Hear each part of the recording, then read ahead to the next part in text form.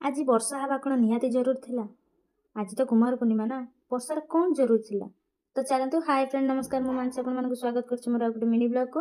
तो आज तो कुमार पूर्णिमा आ ये देखि परथिबे सासु मां हमर घोड़ा प्रस्तुत करूछंती आ घोड़ा को साइज करी रखि दउछंती थाली रे आ जियो ताको नेकी वृंदावती को मां को पाखरे माने बसई दउछंती। आ मु भी एथर ओसा करिछि, एटा मोर प्रथम ओसा माने बाहाघर पर प्रथम ओसा। तो जेहेतु मु कैमेरा धरछि मु कैमेरा पछरे रहि जाइछि। आपण माने भाबुथिबे समस्तंकर केते सुंदर सुंदर चौरा आ हमर एमती काहेकि।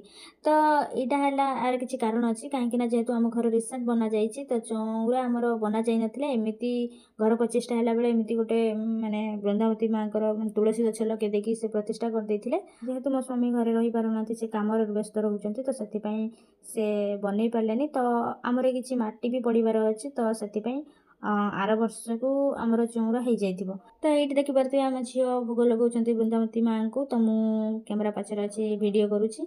आउ हमर एमिति चांद पूजा करा जाय।